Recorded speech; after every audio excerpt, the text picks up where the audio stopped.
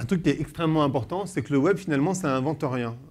Le web, c'est juste un outil plus qu'autre chose. Et en fait, ça vous presse de redevenir aux fondamentaux. C'est-à-dire qu'aujourd'hui, le web, ce que ça fait, de manière très générale, c'est que ça vous demande de redevenir des commerçants.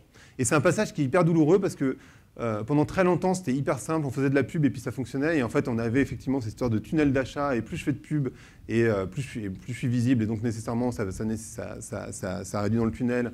Et les gens vont choisir ma marque, et donc après je les emmène en point de vente et je leur fais une petite promo, etc. 90% des budgets qui sont faits par les annonceurs, c'est soit pour de la promotion, donc la notoriété, soit en point de vente au moment de l'achat. Donc clairement, on travaille sur ces deux moments-là, et puis on oublie la partie entre les deux, qui est toute la partie évaluation, recommandation, etc., etc. Revenir aux fondamentaux, ça veut dire quoi? Ça veut dire que si vous êtes un vendeur de tomates, si vos tomates ne sont pas bonnes ou si vous n'êtes pas sympa avec les gens, vous ne vendrez pas de tomates. Et avant, en fait, ça peut paraître dingue, mais avec la pub, avant, c'était possible. Et maintenant, c'est plus trop possible parce que comme dans un marché du dimanche, les gens ils vont parler entre eux. Et du coup, vous aurez beau mettre des hôtesses en roller dans la rue, ça ne marchera pas. Et c'est vraiment ça, le changement du web. Ce que ça fait, c'est ça. C'est-à-dire que vous êtes obligé de revenir des commerçants. Donc, réexpliquer ce que c'est que vos produits, écouter vos acheteurs, etc., etc.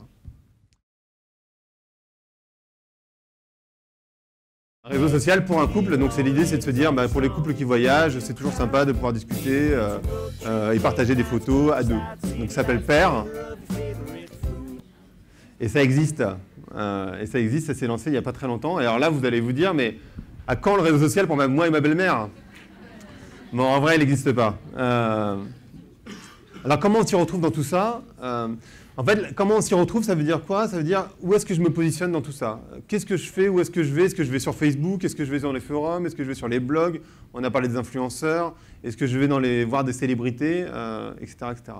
Le truc, c'est d'abord, sans doute, moi je recommande ça, alors ça coûte un peu d'argent en vrai, mais on peut le faire aussi avec des outils gratuits, de faire une cartographie. Une cartographie, c'est quoi? C'est faire une photo à un instant T de sa marque sur le web. C'est-à-dire, alors soit sa marque, soit l'industrie. D'ailleurs, ça serait plus intelligent de le faire par industrie.